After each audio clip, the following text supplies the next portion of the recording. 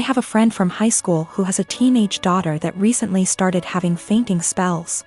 I remembered that my nephew had this issue as a child and texted in Messenger to ask my older sister about what they found out about him and if it sounded like my friend's daughter. I asked via text because she is pretty busy. She answered that he still has it and it's a condition he has with anxiety and it overwhelms his heart sometimes. An hour or so later she started talking, again, via text, about how her son and daughter, both young adults now, are mentally handicapped and have psychotic episodes. Saying that the daughter totally made up the flea issue they had in their house and her mental issues caused her to break out in hives. This made me confused as I've been with her kids and even took my niece on vacation with us so she could ride the slides with my husband. Not my thing anymore, and she was perfectly fine. Well, an hour later my sister texted me saying all of that was not her. After she had told me about her son's anxiety issue, she had went to work and her husband. Yes, her husband had pretended to be her and even Googled all this BS up. I already had issues with her husband. He has lied and has had other issues before. To say I was angry is an understatement. Her husband, who is not her children's father, was bad-mouthing and telling me her kids are mentally unstable.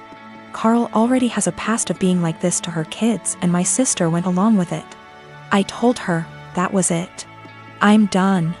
I went no contact for the past month, although I kept in touch with the kids. She has a younger son, age 15. And he does not get along with her husband, either. I told the elder too what he had said so they had a heads up. My sister defended him initially but apologized 2 days ago. I told her that her husband needs to apologize for himself, though. He is a grown man. Until then my kids and husband will not be attending anything outside of holidays at my mom's house, their neighbors. My mom can visit or I can visit her, but my kids will have nothing to do with her husband. Even after the apology, he will not be family to me or mine. He is deeply homophobic, drunk every time we visit, and racist. He is the reason my sister is not someone I want to raising my kids if something happened to us.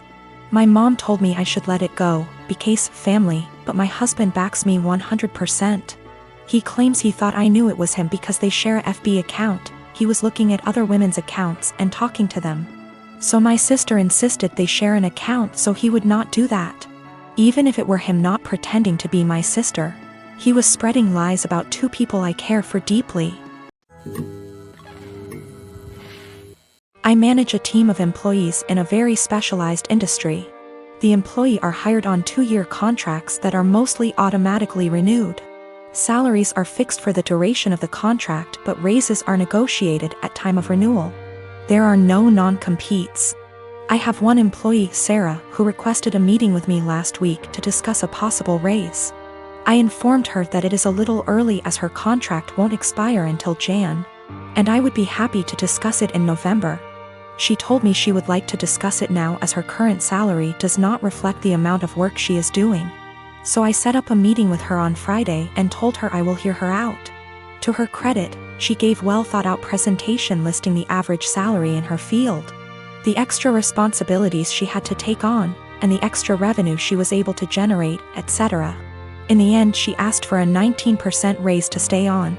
This was a substantial jump, but I thought she made some good points and, with inflation being what it is, I can sell it to the managing partner that we are locking down a good employee for 2 more years.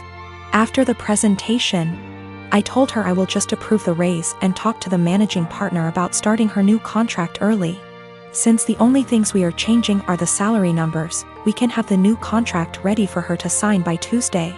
She seemed very surprised that I did not try to negotiate and looked a little shell-shocked that the meeting was over so quickly. So anyways, I spent the entire weekend selling the raise to the partners and harassing legal to get the documents ready. However, when I gave her the documents to sign this morning, she asked for another meeting to discuss salary. She informed me that after doing more research over the weekend, her pay is still not reflective of all the work she is doing. At this point I got pretty annoyed and told her that we can discuss in 2 years. I thought that was the end of it, but after lunch she came to my office with 3 offers letters she received from our competitors. One in our city with a salary that is 2 to 3% higher, and 2 from other states that are 8 to 9% higher. She asks for the new salary to at least match the competitor in our city to stay. At this point I got very frustrated and told her that she is now free to work for our competitor, because her contract with us will not be renewed. She called me in and left crying, immediately telling all her coworkers that I fired her for asking for a raise, which obviously caused quite an uproar. My wife thinks that I am the because I could have just said no. She probably had the other offers for a while and was never going to actually leave. She recommended that I offer her back the new contract.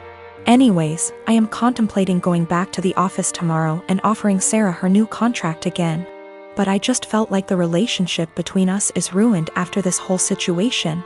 Her currently contract is negotiated 2 years ago, which is why there is a discrepancy in pay with the current offers. There are also a lot of reasons for differences in salary even within the same city. Perhaps less PTO, maybe more responsibilities, maybe they lock them in the contract for 3 years instead of 2. Which is happening more and more now. Maybe they have a non-compete, or maybe they are better. I can't say. Her contract expires Jan, so she has plenty of time left at the company if she wants to finish out. Sarah is WFH today, so I sent her an email apologizing for overreacting yesterday, and informing her that she is an important member of our team and that I worked really hard to get her the raise she initially requested. The new offer still stands provided she return the signed contract to me today before 5 p.m. I would be happy to execute it immediately and get her sorted out before the next payment period. She emailed back also apologizing for her reaction yesterday and said that she enjoyed working here and feels like she really has an opportunity to grow. But she then ended the email asking if I would still be willing to reconsider upping the offer to match her other offer. At this point, I just can't even anymore. I basically ignored her email, and at 5:01 p.m. with no signed contract from her, I sent an email to the managing partner I was talking to all weekend. Hope this email finds you well. I am writing to inform you that Sarah has elected to decline the new contract as it is written.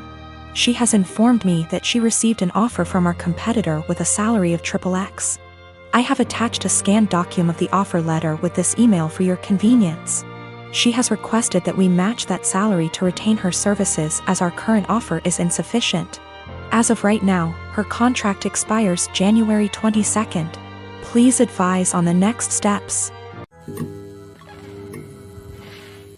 I live in a not-so-well-off area. I am not well off by any means, but I have a Wi-Fi connection. My Wi-Fi has a 4-device limit. It's the cheapest plan they have. My neighbors have a 12-year-old daughter who has to attend online classes. I know her well because she comes over fairly often to hang out with my daughter as they are friends. Her name is Shania. We live in India. Shania is an Indian name. I am also Indian. Shania's parents told her they cannot afford Wi-Fi, so she asked me if she can use mine. I agreed, and said the only condition was that she has to study hella hard and do her best. She agreed and has been using it for a while. Over the past 2 months, I have been finding it hard to use my Wi-Fi. The web portal for the Wi-Fi says 4 devices are constantly connected to it when all I am using is my phone, and my daughter is using her laptop. Sometimes, my daughter can't connect to her own classes and uses data. I asked Shania about it last week, and she said her parents forced her to tell them the password and that they have been using it. I went and spoke to her parents about it, and said that it is only for her to be able to attend classes. They said they will stop using it. But over the week, 4 times my daughter's classes got interrupted because there were multiple devices trying to use it. Yesterday, Shania told me that our other neighbors also have the password and are also using it, that her parents gave it to them. I went and warned her parents again, said I will change the password, but they made false promises again and shut their door. I changed the password and gave Shania the new one, but her parents forced it out of her again. My daughter's education needs to take priority, her classes are important. I can't let her education take a back seat, but if I change it again and not give Shania the password, her education will get affected. When my sister, Annie, was 18 and I was 21, she got pregnant and had a daughter, Sophie. She developed what we believe was postpartum depression, but was never diagnosed as she refused therapy. When Annie's school started up again, our mother took on all childcare of Sophie. As Mum took on more childcare, Annie seemed more like her old self, happy, outgoing, generally mentally healthy. Then within 6 months of Sophie's birth, Annie got pregnant again with another girl, Laura, and the cycle of PPD symptoms. Mom taking over, and Annie's mood improving repeated.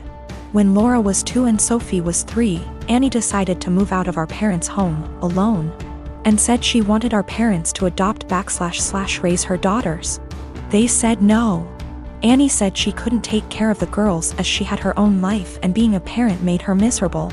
My husband and I already had 4 kids of our own, we'd bonded with the girls, and we had the resources for 2 more. So we offered to take them in, and Annie let us legally adopt them before moving about 8 hours away. It's been about 5 years, and the kids are doing well. It was a rough start, but we're now a stable, loving, healthy family unit. Sophie and Laura are 7 and 8, and Annie has recently lost her job and had to move back in with our parents. Annie has now asked for custody of Sophie and Laura. I'm writing custody like that because it wouldn't be custody in the legal sense.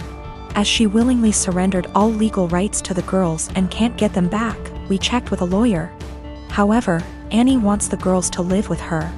Initially she said she wanted them full-time and to legally adopt them back from us, which we obviously refused. Then she offered a compromise of alternate weeks, so 50//50 custody. Again, we refused. Given her insistence, we don't even want her around Sophie and Laura. So we've not been going by my parents' house as we typically do. It's been a month of constant badgering, insisting we let Annie bond with her daughters and allow her to at the very least take them for overnight visits, saying that Annie had PPD 5 years ago. And now she's ready to be a parent. I've responded that we are not babysitters, we are Sophie and Laura's parents. They're in a good place and this will be detrimental to all 6 kids. And Annie doesn't get to step in now when she never stepped up in the first place. The response from my parents and Annie is that I'm being unsympathetic to her PPD and I should let her at least have a chance, rather than deem her unfit without giving her a chance to prove herself. Plus, given that we already have 4 kids other than them, Sophie and Laura could probably do with a smaller household, and saying we're being unreasonable for not allowing Annie to bond with her kids.